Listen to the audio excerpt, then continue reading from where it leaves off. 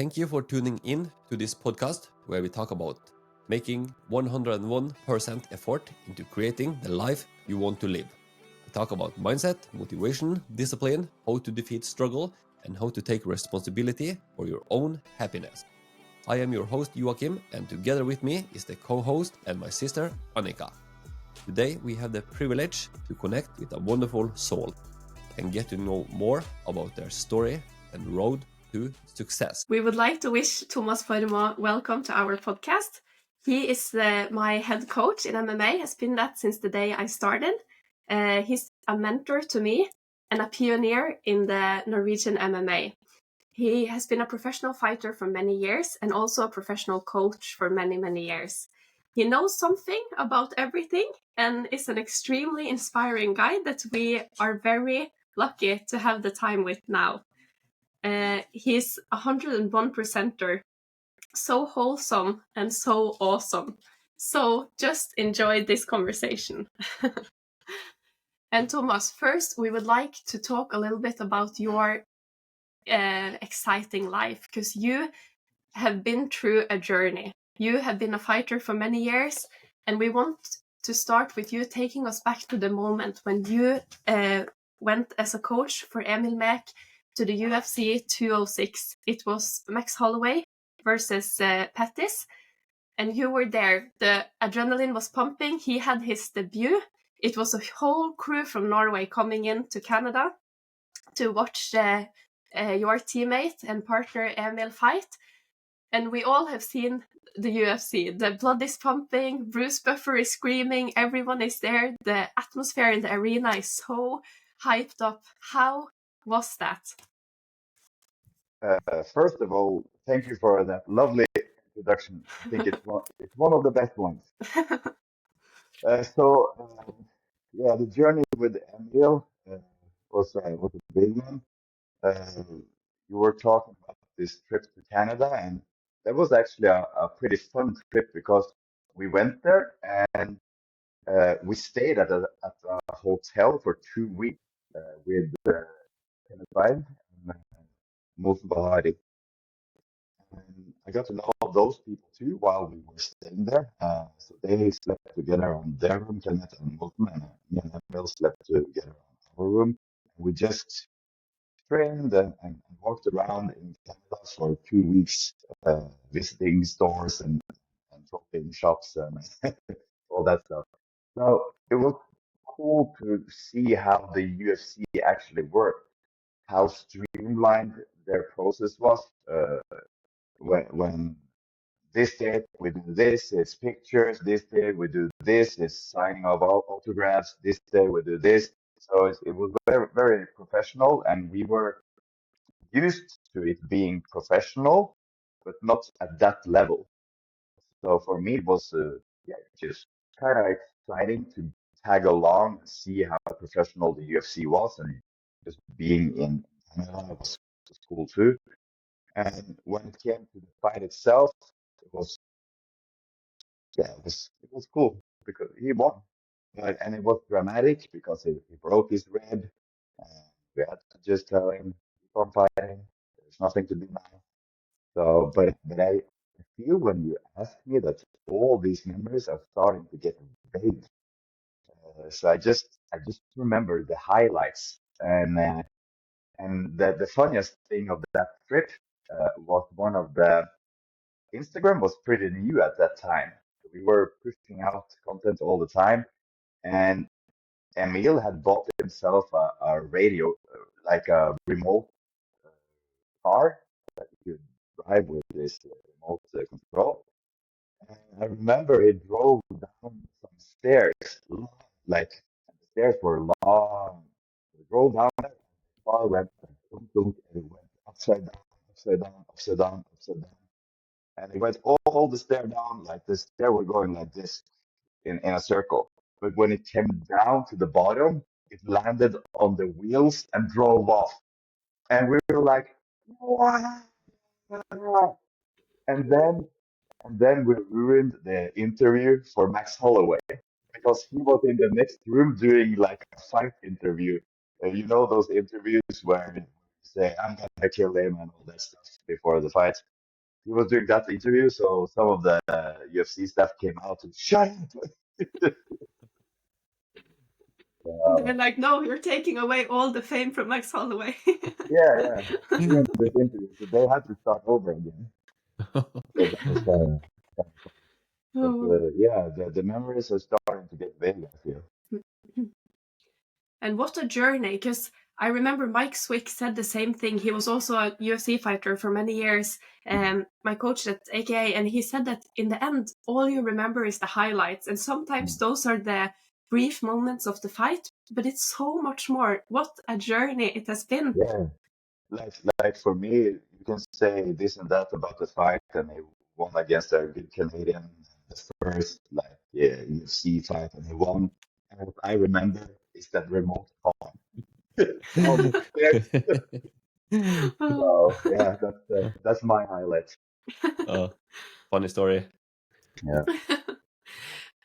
So But how I did see on your Instagram that you did meet Cowboy Cerrone and Conor McGregor. How was it to meet those guys? So Cowboy, we met him a couple of times. One time it was just met him through a casino. He just went past us, and we turned around and asked for a picture. The second time we met him, it was we were training at the UFC PI, and he was coming up to train too, and he was fighting Connor at that time. And I just remember he was starting his session, and then he points to me and he said, "You did this," and I'm like, "What? You have something here?" And so he was looking to me from the other side of the room and started to say that I had something black under my eye. I had some shit on my eye, underneath my eye. And it was just weird to me that he turned around from the other side of the room. Room for me was a big hero. I love that guy. And he started to like, you gotta take this away. Like, it was weird. But he was a nice guy. And Connor, we met in the wardrobe. Connor was a little bit more private, but me and Emil had a session pretty late at the UFC PI, and Connor did too because he was getting a little bit of weight and stuff like that. So it ended up with me, Connor, and Neil in the wardrobe together, just talking, and Connor's son and Connor's bodyguard. And we were just sitting there, naked men, talking, dick hanging out. So it was a little bit surreal to be in that moment because he's one of the biggest stars in the world in the martial arts environment.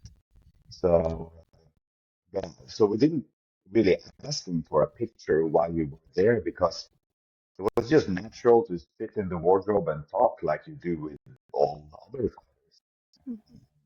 He asked us some questions and we asked him some questions. The talk is just going. How old is your son? Yeah, he's this and that and like.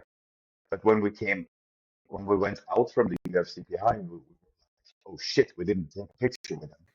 So I stopped him before he got into his black SUV car. Uh, asked for a picture, and he was like, "Yeah, sure." So he was actually a very nice guy. Cowboy was as well, but I got to talk more personal with Connor. It was far from how his life. do you think he has kind of used that show man business to build himself up as a brand?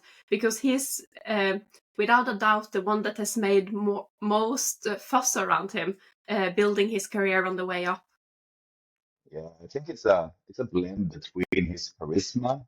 So it's uh, it's a it's of course a part of him, but he can turn the volume up when he demands it. So if it's a press conference, he just turns up the volume on it himself. But when he's private, he turns it down to be human to human.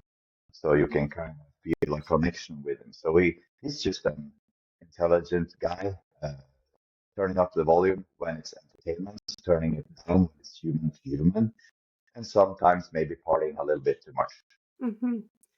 Yeah, I think it's a good reflection. We had an episode about charisma where we looked at how Marilyn Monroe, she was just able to switch it on and off just as she wanted to. And I think it is real. When it's on, it's real. And when it's off, it's real. It's genuine. It's just how do you want to use it?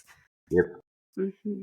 A lot of people think that, like, that this goes for me as well. I turn into another persona when I'm coaching. I turn into another persona when I'm private with somebody. I'm another persona when I'm fighting, for example. So we just turn on these parts of ourselves when it's suitable. Mm-hmm. Because you have many roles. You were a professional fighter for many years, and you are a coach, you are a businessman, you run Evolve Academy, which was earlier called MMA Trondheim, which is a big gym, a very big MMA gym in Norway. And you also have a lot of businesses, your own clothing brand, Evolve Combat, with clothes and gear for fighting. And you have so many roles. You're a father now, you're a family man, you're a friend. Who are you? What is the common denominator in your personal life? I think everything is search within me to try to be enough, and it's not enough. Like, it's not enough to be enough for one person. You want to be enough for everybody. So every time if I feel a new idea coming, I can kind of feel my brain is boiling, and I want to do so much, and it's hard to stop myself from doing new things. And I think that just boils down to that I want to be enough for people. I want some kind of I want people to look up to me. I want to be good enough in the sport. I want to be good enough in business. I want to be good enough as a human. I want to be good enough in everything. So I have high expectations for myself, but that is not um, it's not rooted in me. It's rooted in how I think others look at me, Mm. if you understand what I'm saying. So uh, that's something I need to work a little bit on, because it sounds good that I own a lot of businesses, and I have this web store, I built this website, I'm helping this guy with this project, I'm doing the coaching, I'm doing that business for the gym, I'm doing personal coaching, both in strength, in endurance, in everything. So I think this is more of a kind of a small disease than Mm. anything else. So I need to pull back. And that's why, for example, I'm in the process of getting a partner in Evolve Combat, so that we can elevate the company higher, and create a better standard. Because as a father and as a leader of several companies, it's starting to take a toll on this little brain here. Mm-hmm. Yeah. So me and Annika just run this podcast business for 4.5 months now, and for me personally, I work all the time. Yeah, from I wake up in the morning until I sleep, and I have a little bit time with my daughter. Yeah, that's the most important thing, and go training 3 to 5 times every week, and most of the time I working, and I know I work hard enough and do enough, but all the time I'm thinking about I should do more. And if I have a little bit break, I always, oh, I think I should work more. And how is it about you, Thomas? You have been a businessman and for a very long time. And can you turn off everything, or are your mind always occupied as well on business? My mind is always occupied, so I always have to concentrate to relax, concentrate to make space within the day, because I'm going all in all the time. So this, for example, you can see it as good, but I have to write down, this is Benjamin, this is Evolve Academy, this is Evolve Academy, Evolve Combat and Coaching. This is when I eat. Okay. So I have small, I have small spots within the day where I can eat. Okay. I always take my son in the morning, and I kind of have to set it up very particularly when I use the time for what and who I answer the call from. And I can't be on all the social media answering everyone because time is time has become something else. When I was a little kid, I had a lot of time, little money. Now I have no time and little money. Yeah, then you are very driven. Yeah, when you have to book inside, you have to don't forget to eat. Yeah, then you are go all in. Yeah. Yeah. And before it was like eat 7 times a day, and now it's nope, that takes too much time. You can eat 2 times a day. That's all you got. So eat a lot when you first eat.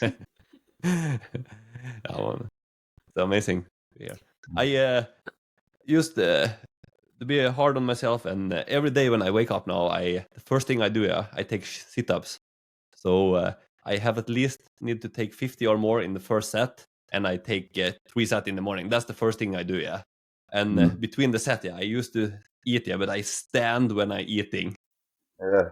and then so it became between 130 to 150 push-ups every morning, and then I feel strong. I feel wake up, and I already achieve something. So it's a great way Yeah. to wake up, yeah. You get the ball rolling as soon as you get up. Yeah, Do absolutely. find those small wins at the start of the day, and you will get the ball rolling, and the other wins will come more easily. Absolutely, yeah. Totally agree. And And also, when you do something physical, it will help with your mood the rest of the day and all that stuff. So that's why I put in. You saw the small portion of the day was with my son, but I also do the portion outside, so I get blue light into my eyes. My son gets blue light, so our circadian rhythm, like with the sun, and when it's dark, we can sleep better at night. I can listen to the podcast. He can look around. He can sleep. It's so many things at once. And then it's also like you, I feel that I achieved something with my body, something with the sun, something with the feeling rhythm. It's many things in one thing. Yeah, great way to start your day, and so many good hacks here for your life to improve on so many areas. So good to hear. And you are a 1%er. We talk a lot about this in the podcast, and me and Joachim have been talking about this for many years because we often feel that our mindset, you cannot talk about it with many people because many people think that you should just do this, be in the comfort zone and not think too big. But then you have people like you and Joachim and people that just really thrive.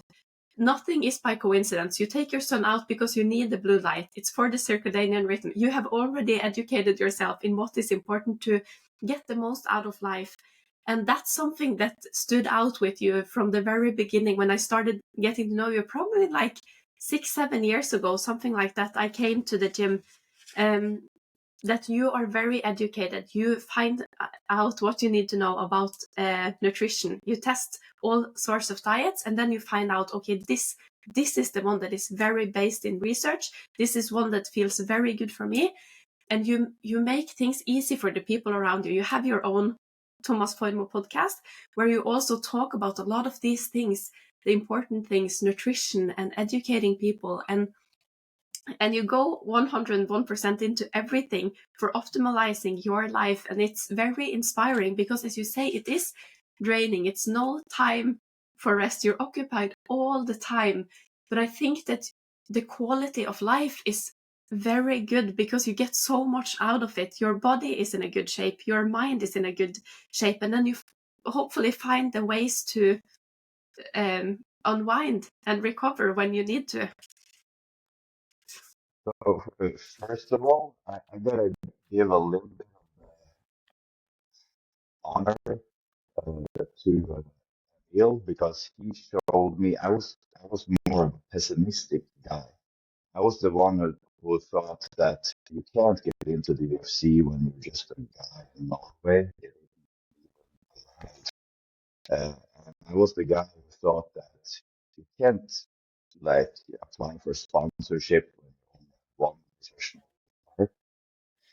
He showed me that everything is possible. So even though he has other qualities that are like not as good, but he really showed me a lot of the qualities I needed within myself.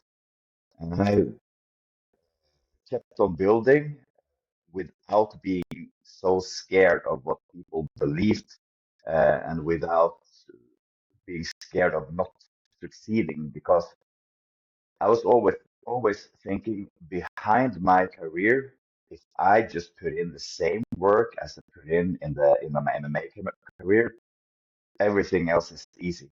Because getting to be a professional fighter, getting Emil into the UFC, which is mostly his honor, uh, that's the most difficult task you can ever ask of a person.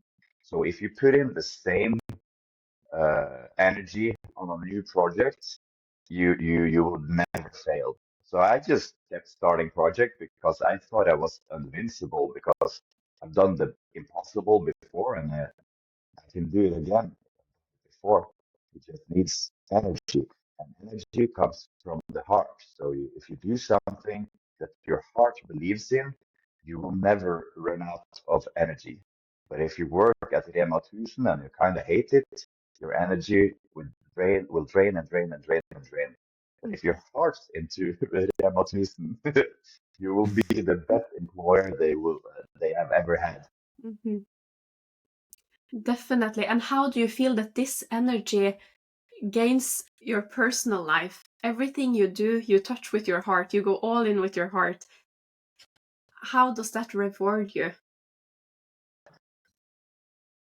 It rewards me in the way that I'm able to wake up and be with my son for 3 to 4 hours every day, using the time to just get inspired, looking at the sky, taking it slow in the start of the day, and planning how I should kill the rest of the day. Like, the freedom is more important for me. So all this has made it so that I can choose if I want to work hard. I can choose everything every day. I work hard because I choose it. I work hard because my heart wants it. And if I couldn't choose it, I wouldn't be that satisfied. So I'm grateful for life. And Joachim, you were talking about it too a little bit when you woke up. You kind of have a routine for getting the day started. I often do a gratitude routine. So when I wake up, sometimes you get kind of spoiled with your life, and sometimes I have to think about, I have a mother that loves me, I have a father that loves me, I have a gym where a lot of the guys and girls like me. Uh, and like, with my life, I can choose whatever I want to do every day. I can choose to run into a new adventure. I can choose to better my old adventures, and so on. So when I go through the gratitude, uh, then my heart kind of gets filled with good feelings, and I have more energy for the day. But sometimes I kind of get spoiled, and I'm like, why isn't my gym 1,000 people instead of 500? But things are great, and I think, uh, yeah, being or living this way is beneficial to me, at least. Sounds like a great way to start the day and appreciate a lot of good things here. Mm.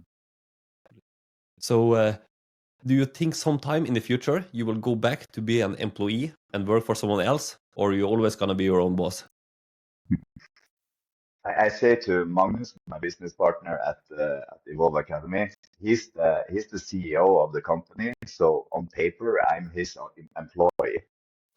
So I'm kind of an employee now. But once a year, when we have this uh, CEO meeting or board meeting in English, then I'm his boss. So I'm his boss once a year, and he's my boss the rest of the year. But I don't think I can.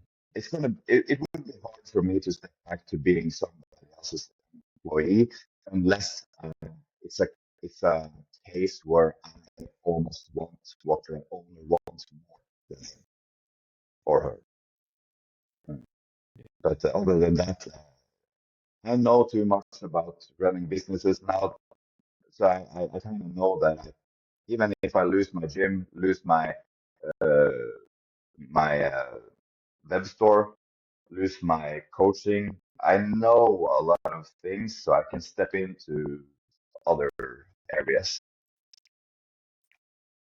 Yeah, great to understand. It's good to decide your life, yeah. Do what you want when you want. Even you Yeah, work harder than most of the people, but you do something you really yeah. love. That's the other side of the coin. If you want to choose what you want to do, you gotta work 12 hours a day. It's not 8 to 5. An easy life, but it's very rewarding, as you say, because now you value your freedom more than anything. Your time, it's so precious. And I Yeah, see many parents, they don't see their children more than, I don't know, 3 hours a day, all combined, because it's very few minutes and then off to the kindergarten and back a couple of hours and then bedtime. So I think the most precious thing we have is time, and that for your son, he has a very good father to grow up with, and you will teach him everything. So I'm very blessed to know that. yeah. That was actually one of my plans when I was I was considering like quitting Evolve Academy or MMA Trondheim back in the days. But uh, my thought of a son or a daughter in the future was maybe one of the things that maybe continue with the gym, because a gym will have may it will it will create the freedom in my day to bring my boy or my girl to the sessions. I can have him on the mats. A gym for MMA is essentially a kindergarten for grown-ups, and the small kids can run around and they don't hurt themselves because the mats, everything is soft. So it's a good place for a kid to be. And I was thinking that if I just hold on to this gym stuff, I can actually have some time with my son or my daughter in the future. But can you take us a bit through through your upbringing? Because you grew up on a small island with a rough ocean in Norway, in the northern part of Norway, and um, you grew up there. And upon when you became a youth, you started MMA, if I've understood it right. So can you just take us a bit through your upbringing and where this fire comes from? Because you think very differently about many things, starting your own business, creating things your way. How did that start? I do not know, but I can kind of try to give a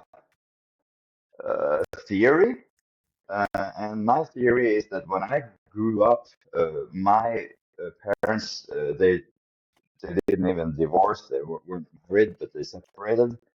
And so I grew up with my mother for most of the start of my life. Until I was 13 years old, I stayed with my mother. And my mother was young at the time when she had me. I think she was around 21 or something. So it was hard. I think it was hard for her to kind of live alone with a son. And when you're 21, you want to go out with your friends. You want to like do the things that other people do. This uh, this resulted in us moving around a lot. We changed apartments. I think we changed apartments about 21 times uh, in the time that I got to 21 years old. So it was about once a year changing apartments. And also, when you're a young lady in that time, you want a boyfriend. So maybe the boyfriend doesn't work out, then maybe it's a new boyfriend. Some of the boyfriends were good, some of the boyfriends were bad, and so on. And I think that this kind of took away a little bit of the time that my mother had to give me the love that I was searching for. And that uh, got into my mind like the feminine thing in my life. I couldn't really grab it. The feminine love, I couldn't grab it. Of course, my mother loved me, but she didn't have time for me all the time, and that sticked in my brain somehow. So when I got older and I started going on the, what's it called, videregående skole, on Like high school. high school, yeah.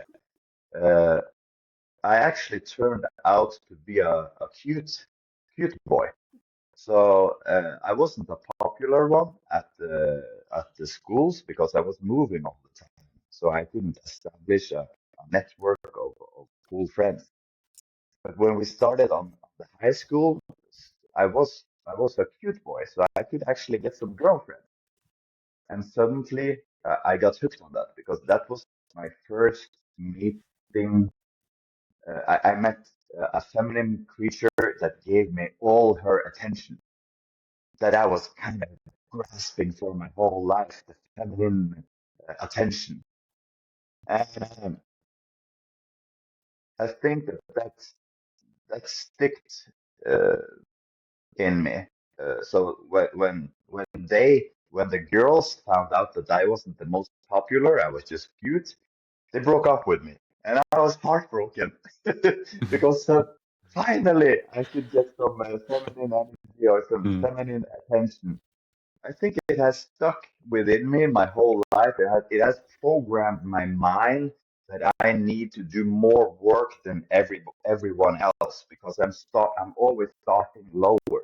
So when I was in preschool and first school, I was not eating that healthy. My parents was in this generation where they could start buying food from packages instead of making food.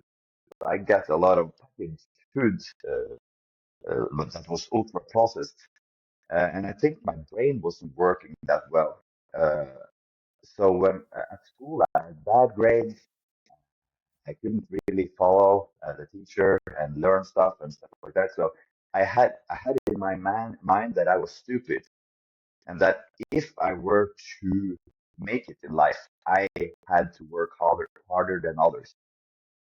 And when I actually found out about eating healthy, I got the same brain as other people, but I'm still working harder.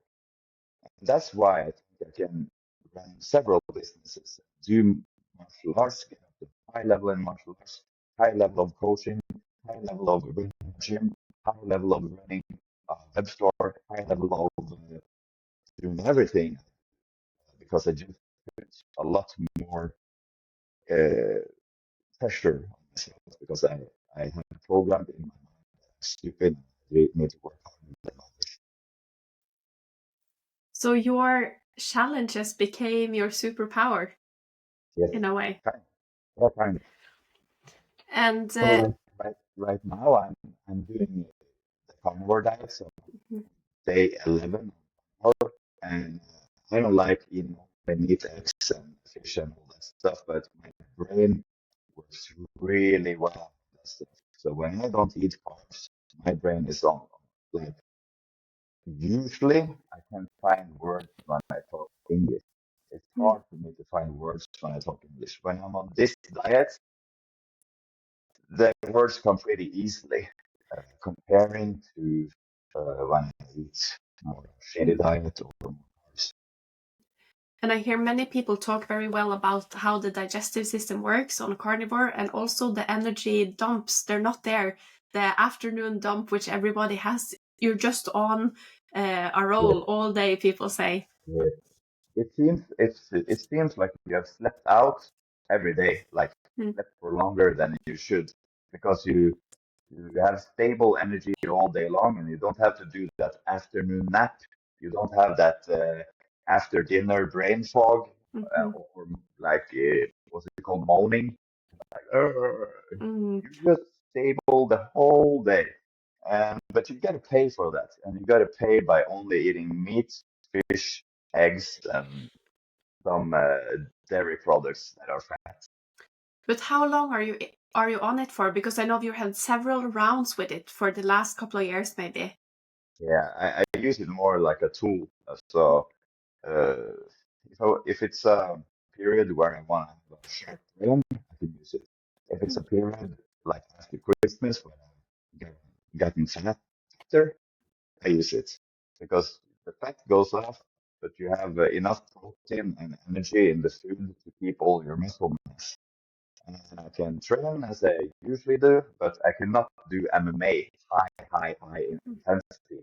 But I'm not doing that anymore. All my aches in my bones and ligaments and all that, they go down. The the it's not hurting that much when I'm eating like this. But when I eat shitty, all my joints are worse off. So you should try this out if your joints are hurting out there, if you're listening to this. And also to all the parents of newborn children or very young children, it seems like this could be a diet that could just help you with your energy level all throughout the day and to be more present. Yeah. Me and my son, even though he's 7 months old, we eat kind of the same things every day. I eat the same thing as he eats. I just smush everything that he eats. So today we ate what's it called? Meat, like a kjøttdeig. Yeah. Minced Mint. meat. Yeah, from sheep Mhm. and eggs that were scrambled. Mm. So I just mush it for him and I just salt it for me. So we eat the same all the time. So he's kind of carnivore too. He gets some of that what's it called? Grøt at the evening though. But other than that, he's pretty carnivore too. Mhm. It sounds like you're building a future UFC champ.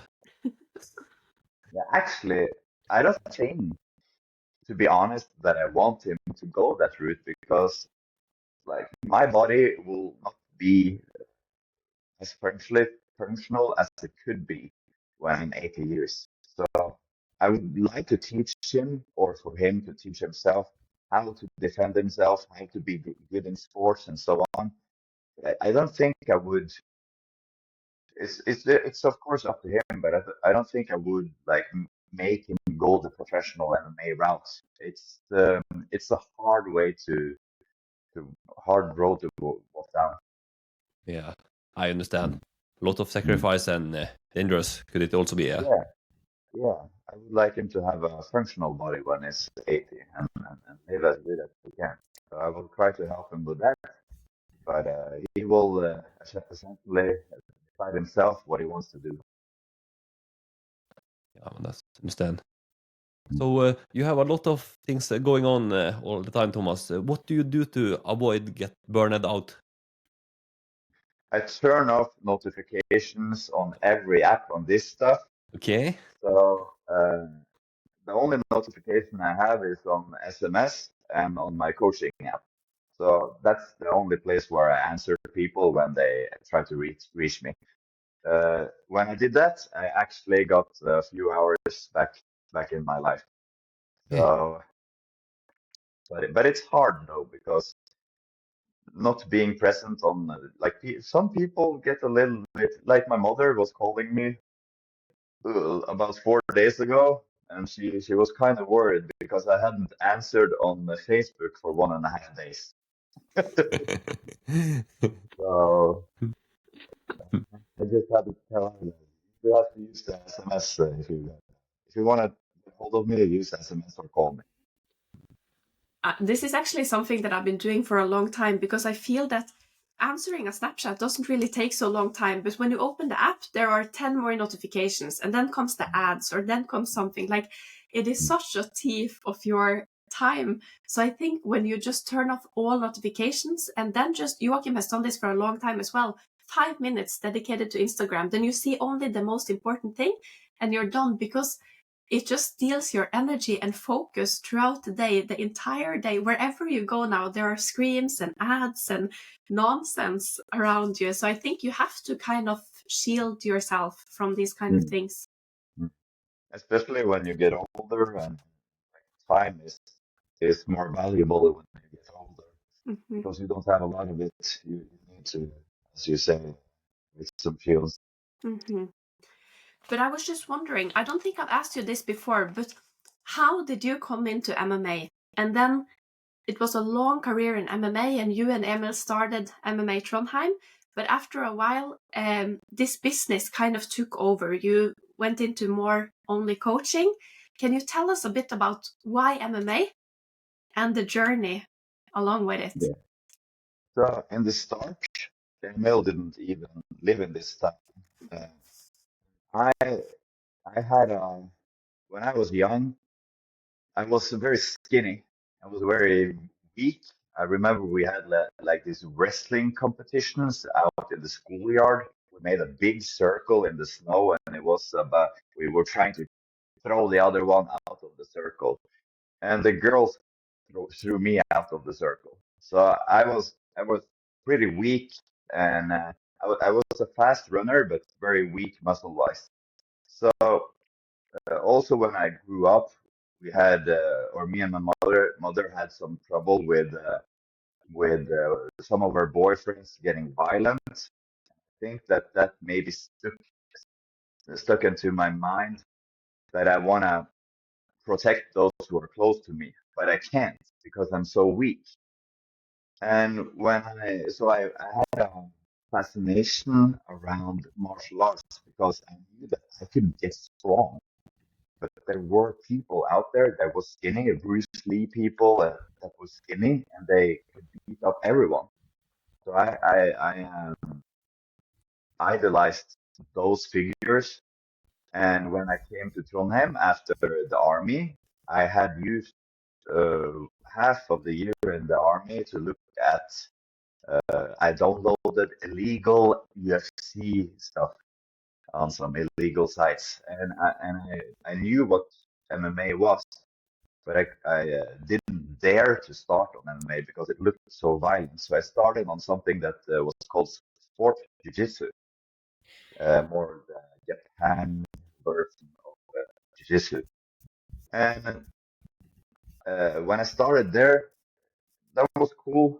They had like some fighting when they were standing, some wrestling, and some things on the ground. But it wasn't enough because I could feel that everything wasn't realistic. Uh, so I I used 1 year to think a lot about it, and then I kind of my I wanted to join that MMA gym even though I was scared of it. So I went up there and I tried it out, and I was actually better than the guys that I started with because I've been doing sports jiu-jitsu for 1 year. So I kind of felt like I was good at this because I could tap them out. I was really bad in the striking area, but I could tap them out. And that made it so that I got promoted to the competition team on that club that was called the Trondheim Fight Club back in the days. And I got very active within MMA because I could feel from the first sparrings that this is real stuff. I had my coach, Jakob Løvstad. He really beat me up for a long time, and he was ranked number 2 in Europe or something in light heavyweight, and I was just a skinny nerd. So I was a easy meal for him every day, and I was bleeding from the nose and puking several times a week. So it was hard, and I was not looking forward to the sessions any of the days. But I so wanted to have those skills that I saw that Bruce Lee had and Jean-Claude Van Damme and all those guys. I wanted to be those guys. So I kept on doing it, and after a while I got good. But I didn't take it serious. I just wanted to be at the level where I could beat up regular people. Uh, so if somebody around me needed help, I could help them out because I know fighting. But after a while, I got more of the competition uh, focus in MMA. So I liked competition, but there as well, I didn't take it serious because I was out partying and stuff like that a lot of the time too. But then Emil moved down to Trondheim I was working as a web designer. He was working as a sales guy for Telia or something. And I didn't work at my job, and he didn't work at his job. We were only chatting to each other on MSN, the old chatting system. And he's and this at this time the gym were supposed to move. So the gym owner Jakob, he was moving to Oslo, and Henning, who was leading the Norwegian MMA Federation now, he was moving too. And I was one of the kind of key people behind them that was not moving. So Emil hooked me up, and he was saying like, we should start our own gym. And pessimistic me was like, we can't start a gym. I only have 4 years of MMA and you have nothing. But he was like, but we have to. It's not going to be a gym. And so he convinced me after a while, and we started it up, and we just took the members from the old gym to the new gym. I think we were about 50 members or something. We got enough money to just buy some mats. And Emil took up a loan, I took up a loan, and a third guy took up a loan. So we had 90,000, and that was just enough to get the mats in. We got the members, and we just put them on auto payment, and that's how it started. Uh, yeah, Emil got good really fast. So about 4 years in, he was at my level, and at five, now at 6 years, he was in the UFC. That is an extremely high-paced race. Very Yeah, impressive career. yeah. That's the thing that I want to call out on Emil as well. Uh, he was very good at seeing what pays off the most. Now in life, I go through something called the Pareto principle, and that's taking the 20% of something that gives you 80% back. So let's say here on my computer, you have Windows. That's a Microsoft-owned program. Microsoft takes in 80% of the revenue from only Windows. So they have Excel, they have Word, they have a lot of other programs. It's Windows that takes in 80% of the revenue, but it's only 20% of the programs that they have. And Emil, he took this principle maybe without knowing it. So he focused on wrestling, defensive grappling, and boxing. And that was the perfect combination to create a fast-paced UFC run. But me, I was the nerd, so I wanted to I wanted to learn Thai boxing. I wanted to learn the rubber guard, all the fancy moves and all that stuff. Maybe I got to be a better coach, but he got to be the better fighter because he did a better route to becoming good fast. And we looked up the description of Maverick, and people have seen the Top Gun movies and know a bit about it. And it is described as a person who thinks and acts in an independent way, often behaving differently from the expected or usual way. And that is the definition of you. But how did you come to this name as you chose as your fighter name back in the days? And you have built a whole concept with this, the team Top Gun, which is the competition team at your gym.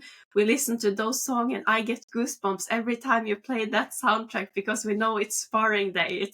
It's serious business. Yeah. Actually, it's a fun what's it called? It's a fun Coincidence or coincidence, yeah. Because it wasn't that I was different. I got the nickname. I didn't give it to me myself. I got it from Emil because we loved the movie Top Gun. We loved the soundtrack, the Danger Zone soundtrack, and everything. And the team feeling of being fighter pilots and all that stuff. So we just got to where I was Maverick, and he kind of, I think it was used for a little while, but he wanted to be the Hulk in the start.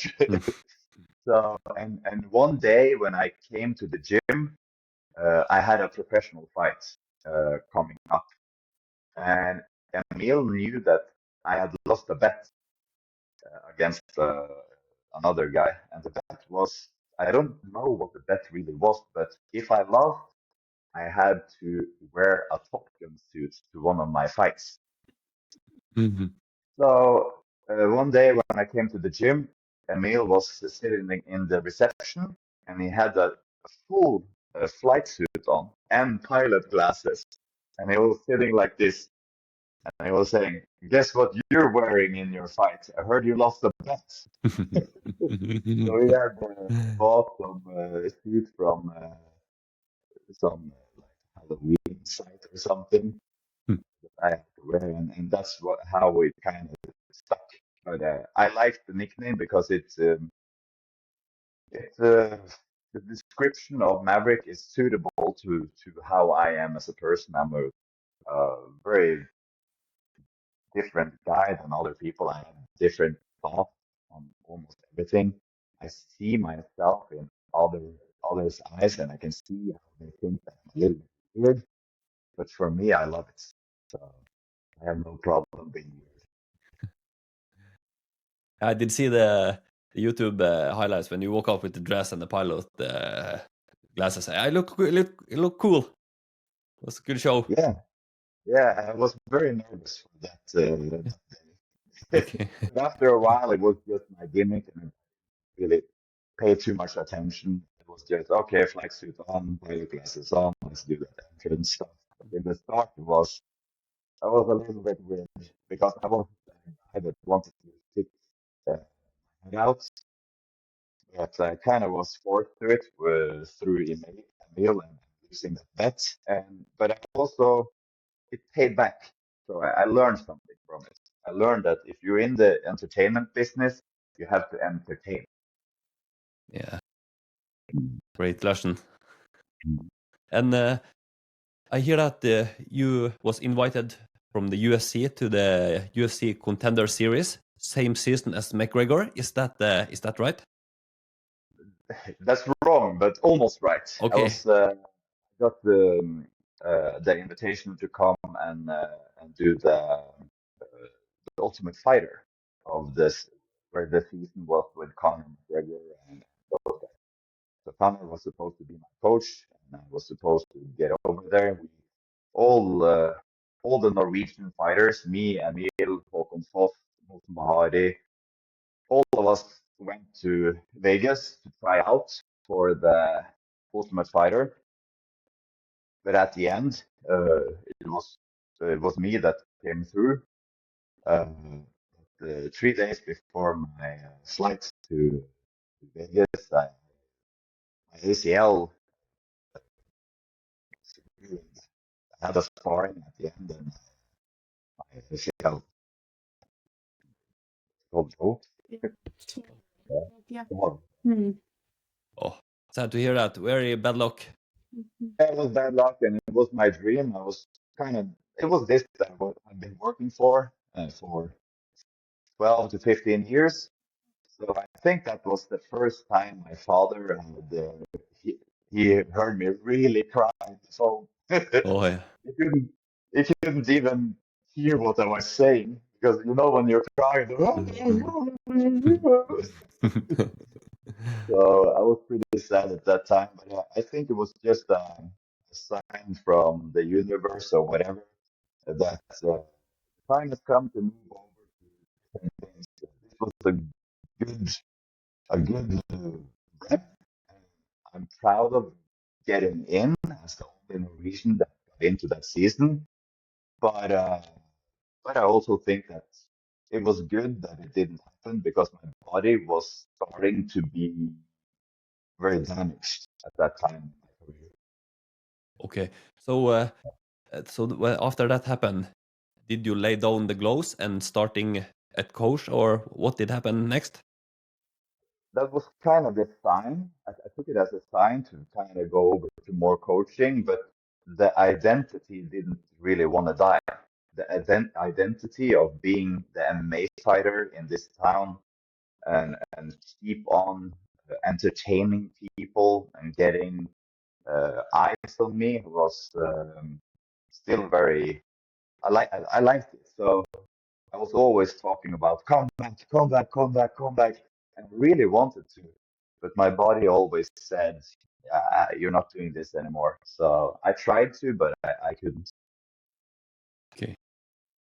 And then you just start as a coach and also start to running more and more business, or Yeah, that's where I lost the focus on being the best fighter in the world, and I started the focus on, as I said earlier, bringing the same intensity within business and see how much this stupid brain can learn within something that is my weak spot. Because my talent has always been sports, but my weak spots has always been numbers, how to write, and how to run businesses, and yeah, all that stuff. Being a leader, that route.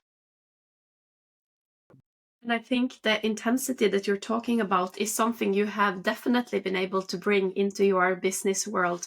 Because laying the gloves down, I think being an athlete and retiring is some of the most difficult thing you can do, because it's so connected to your identity. So it's a identity crisis almost.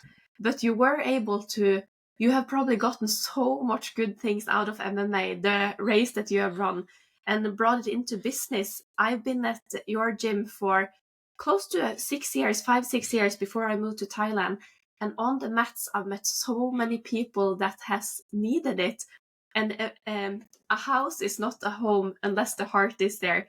And I think that Evolve Academy was more my home than the place I was living. I was living with many people. We rented a place together. I was basically just eating and sleeping there, but I was at the gym all the time because that was home and I needed it. And I remember so well the first time I stepped into Evolve Academy. It was an introduction course, 2-week free trial where you were there.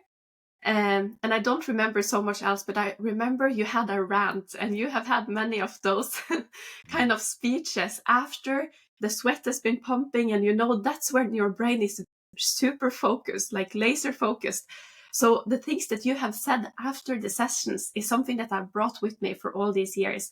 And the very first day you were talking about creating a good life, like this is a place where I demand respect from you, this is a place where you give it your best, you have discipline, you respect each other, and you just had a very good rant about life. And for the very first time in my life, I thought, wow, this place is so positive. Like, it's not any focus about partying or negative thing or like things that drains your focus. This is only uplifting. And for many, many years, I have needed MMA so strongly in my life. And your gym has given me all of that. And I also remember that Guided Sagen, he is also a very great fighter that I've looked so much up to through all these years. He fought Hamza Chimaev many years ago. He's had a great run. He's now coaching and teaching many people within personal training. And he came back one summer and he was helping me with fight camp. And he walked into the gym and it was all quiet because it's a bit like intimidating, cool that God is here. So everyone was all quiet. And he said, it's so weird being back here. It's so many liters of sweat and tears that are left on these mats. And that's the place that you have built for Emil, for God, for so many great fighters that you have taken from the amateur level to the pro level. And you have always pointed out their direction for us. You have never destroyed any dreams. You have always given us the opportunities and pushed us and led us. And I think it's very unique, very exceptional what you have created. Thank you. First, that's a good description of it. I think I usually say that I found myself through MMA, and I want other people to have the same chance as I had, but not to go the hard routes that I did. So I want people to be being able to walk the same road. I can kind of show you the road, but you've got to walk it yourself. And we built uh, MMA Trondheim first. That was mostly for me and Emil for our careers. We needed training partners, but the, the reason why I changed it to evolve was that I didn't like only fighting. I didn't like promoting only fighting, promoting only egotistical human beings. Not that we were bad people, but I wanted focus on being better than that. That martial arts is just uh, a way that you can walk to learn the way of life. Uh, you learn humility, like you learn about your own ego, you learn about how you react to things that go in your way, how to overcome that. You learn all that stuff. So that's kind of also why I like running a gym, because I can see myself in so many other people, and I want to give them the same chance that I had.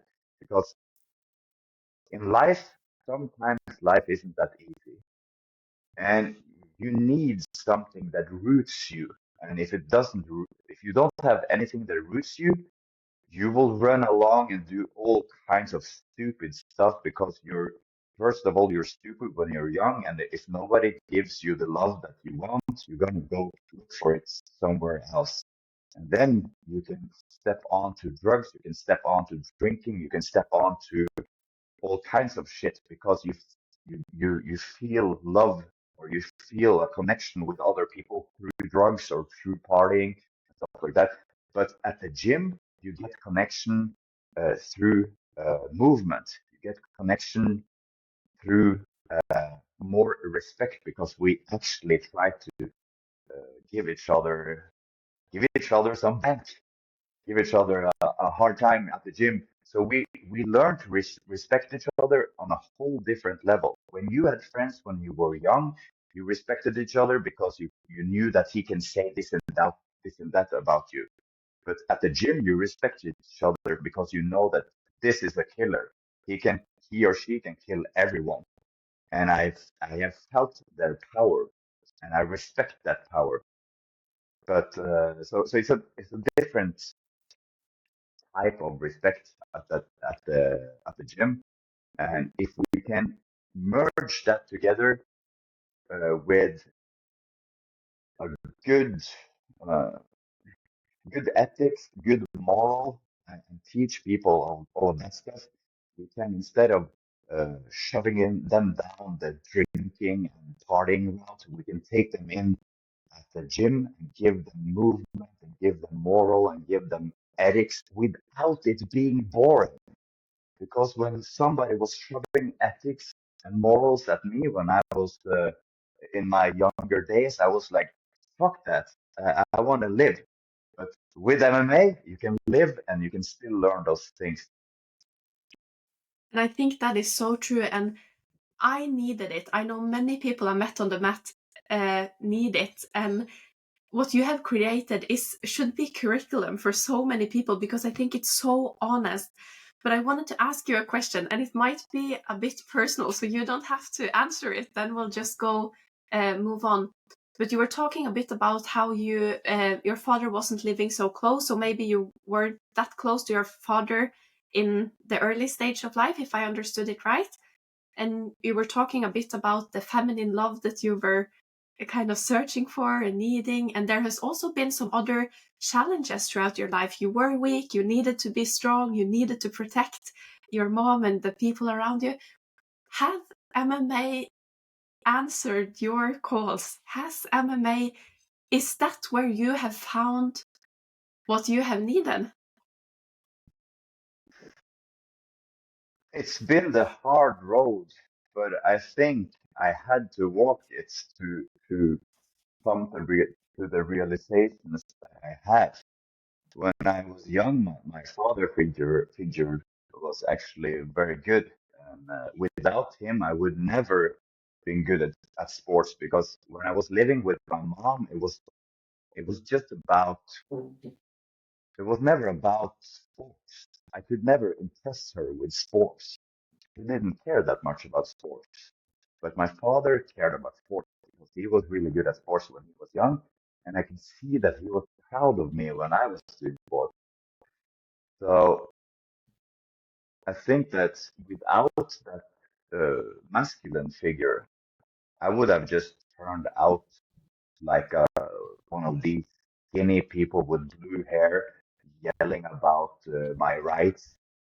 But instead, I turned out to being a strong man, a man that can survive for himself, that has pride in himself and want to be good enough for everybody around me. Want to be a real man instead of blaming the whole world that I'm not good enough. Like dive, what's it called? Dialing, no, uh, getting my hair blue and just being all that stuff instead.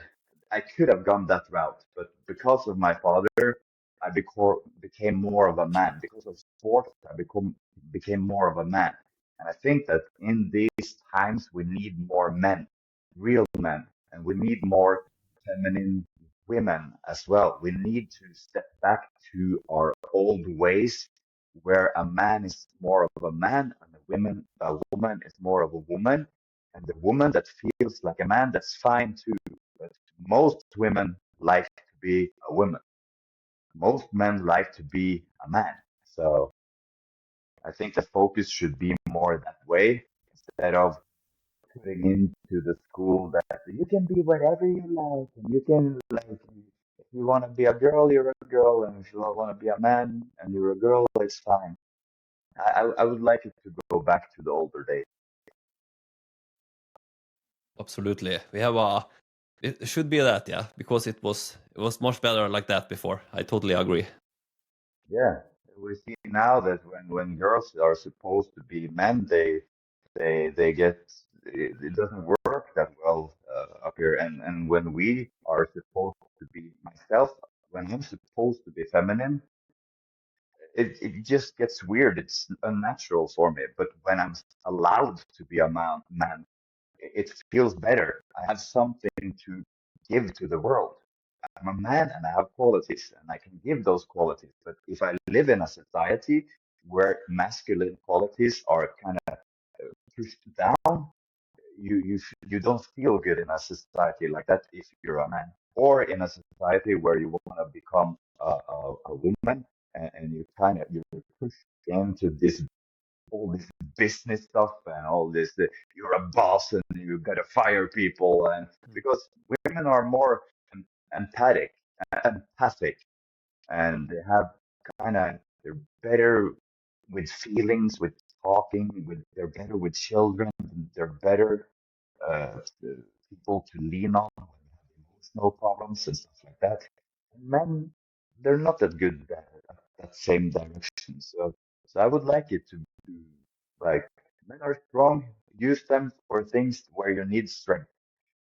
And women have a lot of empathy and emotional intelligence. Use them for things that where you need that, instead of forcing each other's hand to be something else. When I'm a father, for example, I would like to take the father role, and I would like the woman to take the more feminine role.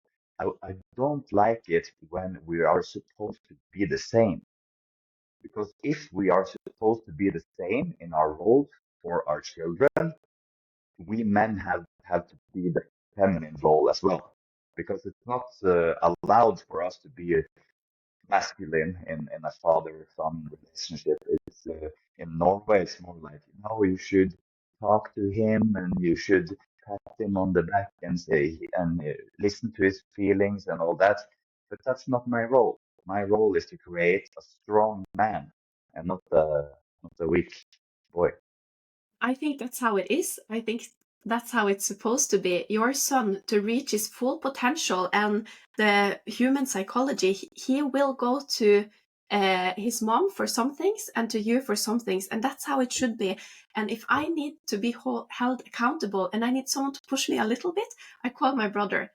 But if I need to just cry and I need to just talk, I call my mother, because she listens and she accommodates me. And I think that's how it's supposed to be. And today, society oppresses all of these things. I think many people grow up in society and think that this is the truth, this is how it's supposed to be, this is so good, and equality and all of this stuff. But it isn't. I think that society has gone in a wrong direction, and they try to oppress masculinity. They try to raise, what do you call it, femininity, or this debate that has moved away from what feminine values really are. It's not, this debate has gone far above that. So I think that society wants to make confusion. They want people to grow up without an identity, because you create tremendous confusion in someone's mind. And when you are so confused about everything, there is no way you can stand strong against society or power or these kind of things. So I think it's extremely harmful what is happening now with the oppression of identity and natural ways of just letting things be as it is and grow yourself in the best way. The feminist movement was initially a good thought, but it has gone too far and it has ruined more than it has fixed. So we need to go back a little bit, because my role is to bring my son out to the world and test him. My girlfriend's role is to hug him when he comes home crying because dad was an idiot and let him do something. And I think you fulfill each other in a very good way. Yes, But it's how supposed to be. has anything changed in you in the personal level after you became a father? Yeah, uh, I've always been, what do you call it? Uh, icy guy. Like I didn't like talking about feelings when I was younger. I got better at it when I got older, but it's always been kind of surface surface level. I can understand it, I can talk about it, but I don't like to share it. This has made it so that it's always been uncomfortable and hard for me to love. So when I had girlfriends and stuff, I liked them.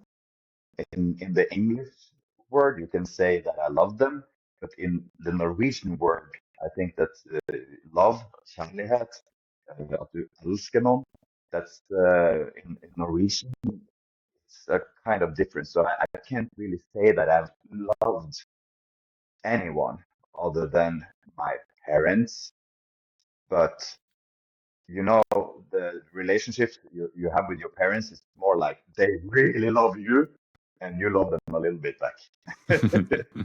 So now I, for the first time in my life, have something that I really love. So it was cool that that feeling in me could open and that I could find something that I really love and I'm really proud of. And I can see in his eyes and I can feel it in my heart when we connect. I really love it. It's great to hear. Yeah, it's amazing with children. Yeah, I'm very proud of my daughter also, and at least I know I done one thing right in this life. Yeah, and and I'm Yeah, very happy and would exactly. like to make her as good life as possible, and very funny to spend good time together. So it's amazing Yeah, feeling to be a father. yeah. It's gonna be cool to see their road in life and see how they struggle and stuff. I think that one of the hard things about being a parent is to stand by when they struggle. Just come in there and pick them up at once. You need to be able to stand by and look at them having a little bit of a hard time for them to grow strong. And but that's a fine line though. You, Yeah, easy to to be too much protective. Yeah, I take myself in that so many times. Yeah, but I try to be a little bit more relaxed Especially now. for Yeah, you, though. Especially for you, you have a daughter. It's a kind of a different thing. yeah, absolutely. Yeah. So where you think, Thomas, in 5 to 10 more years, what do you think you work about, and where you think you live? I have a dream that I'm working on. Okay. I haven't told many people about it, but my future dream is to help people again, but this time between the ages of 30 and 60 years old. And I want to show them health, and not only physical health, also mental health, and how you can achieve it through a blend of different stuff where martial arts is included. I want to teach older people martial arts, but martial arts is just a small component of the whole picture. I want to teach sleep. I want to teach about stress. I want to teach about the body, the movement of the body, how to prevent and yeah, everything like that. So I have some plans that I'm working on, but it's going to be far. Sounds very exciting and a great project. Yeah, we will help people to get a much better life. Yeah, I hope it's going to be a good one, but I need to do all these projects on myself first. I need to fix my own sleep. Need to fix my own stress. I need to fix everything with myself first and build a plan or a blueprint on how others should attack it. And when I have all these, going to make films, I'm going to make PDFs, I'm going to make everything. So when you start with a project, you can have a learning plan or what's it called?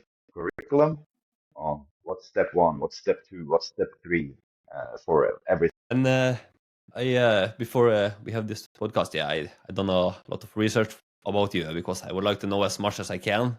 And I I saw that on my Instagram. It was certainly a lot of yes, on your podcast. I think this man deserved a lot of likes, so I just push, yeah.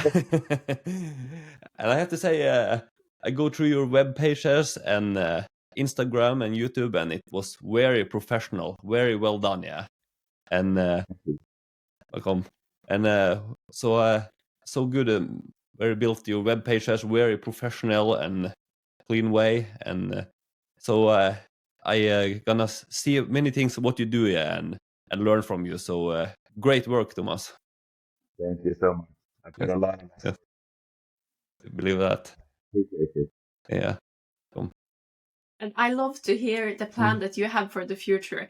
I don't know if everyone remembered the old-fashioned kind of thing we had in the schoolroom where you connected some cords and then you shed a light to the wall where you just see everything that's going inside the disc, and that's what I want to do with your mind. Sometimes I want to just connect something and then you see everything that's going on, because everything you know should be curriculum. So your new project, I am 100% supportive of that, because I think you have so much to give. You have so much to teach people.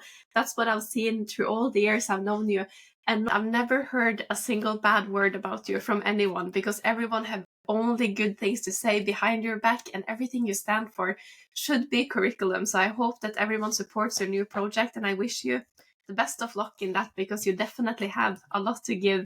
And I think it's so fascinating because you always stood out as a 101%er. I remember when you were looking into the Wim Hof method as well, you're doing it so proper and so well that you passed out, if I remember right, because you do it so well. And if you're into breathing techniques, then you go to the swimming pool every day, you dive and you swim, you always push it beyond the limit just to see what your body can take and to unleash your full potential. I think it's extremely inspiring.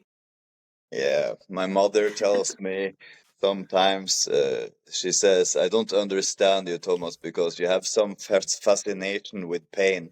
You always want to do stuff too much, too hard, for too long, too intense. Everything I do it 101%. That's the respect. You're absolutely a member of the club. Thank you. And for normal people, it's too much. It's too intense, too much. But for you, it is completely the right to do. Yeah, for a while, and then I stop doing it and I do something else that's crazy.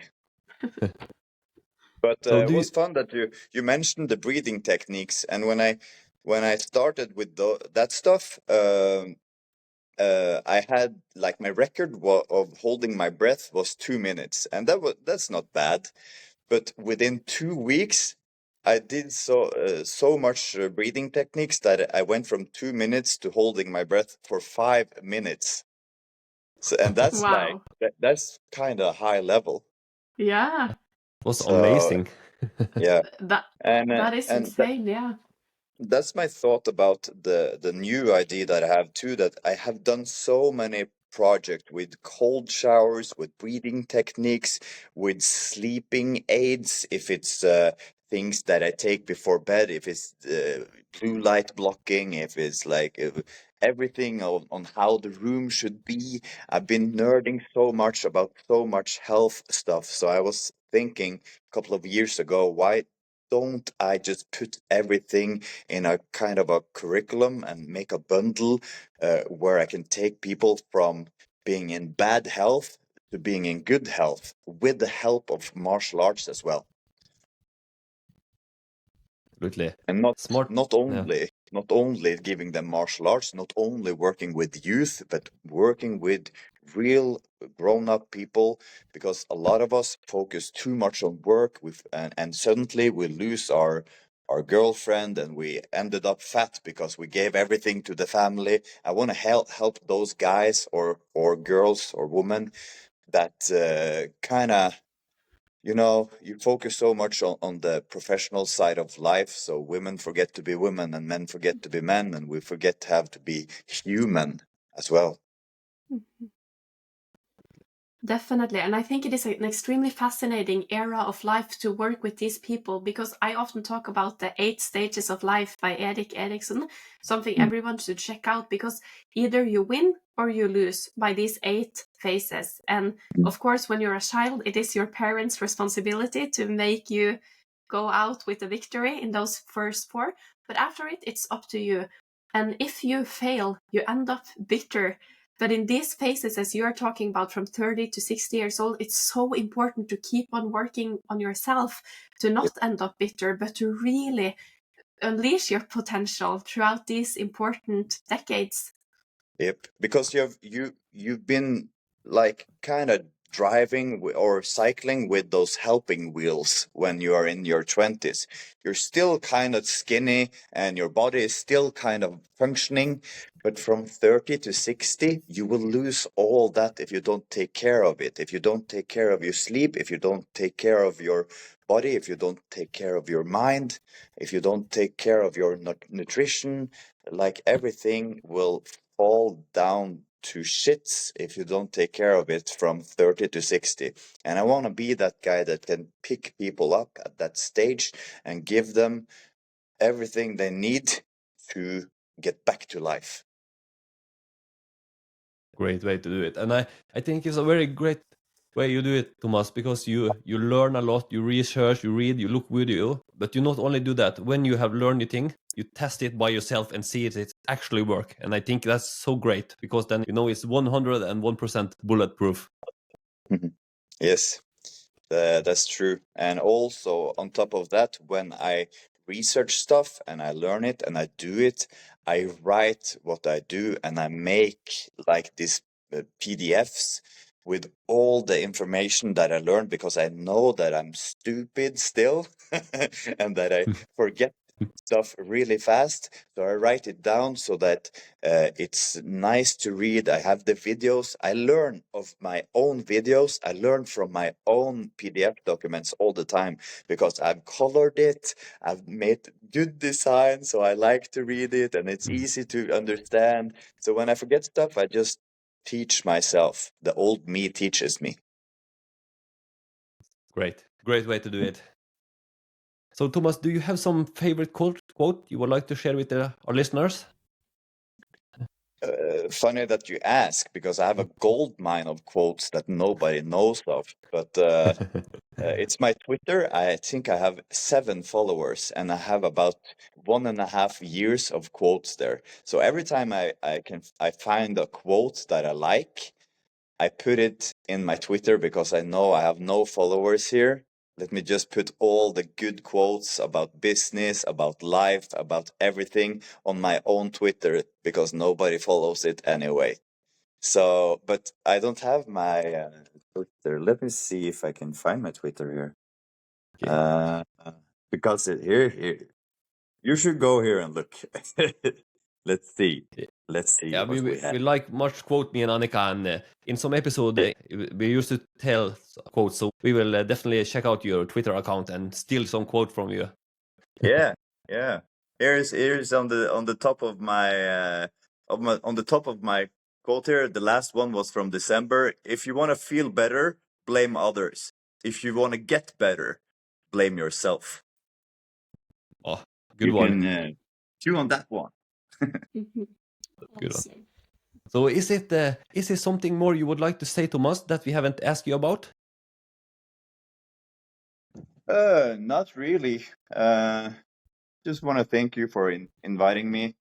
The podcast is professional. I like that you send out these mails where you kind of introduce me to the podcast before we go on, and it's cool to be a part of it. So I just want to thank you for that. And other than that, I don't have much to say. Thank you for great feedback, Thomas. We appreciate it a lot, and it was so good to have you as a guest on our podcast. It's been a real honor to get to know you better. Thank you so much. Okay. And do you would like to have some shoot out to some sponsor or team or something? So, like it is today, before I was shouting out all the sponsors, but right now I just want people to train at Evolve Academy Trondheim or buy equipment at Evolve Combat. And if they do that, I'm good. And if you need to kind of get your life back on track, I'm also helping a lot of people already. I've started my project. I'm getting people down in weight. I'm fixing their sleep. I'm fixing their stress. I'm helping them how to train when they're older, how to get past injuries and stuff like that. So you have my webpage, thomasformo.com. You can find a lot of stuff there too. Great. Absolutely a guy you should check out, Thomas Formo. So we will put Thomas Formo's link down in the show note below. So what an inspiring man. Thomas is for sure a man with a lot to give and a lot to teach us about life, mindset, hustle, and extraordinary great perspective. Thank you so much, Thomas, for your valuable time. You are a star that shines 101% of light to everyone around you. This episode. Thank you so much. Welcome. This episode was recorded 20th of February 2025. Link to where to find Thomas on social media is in the show note below. There you will also find the link to our homepage, the101percentpodcast.com, where you can subscribe to our free weekly newsletter, donate to our podcast, and all the information about our subscription you need. Until next time, take care and give it your best. If you like this episode, please share it with a friend. It is important for us to get out our message so we can help as many people as possible. And we will highly appreciate it if you could take 1 minute of your time to follow us on social media and review the show on Apple Podcast and Spotify. All links are below. Our Instagram is the 101% podcast. Until next time, take care and go 101% into achieving your goals. You owe it to yourself.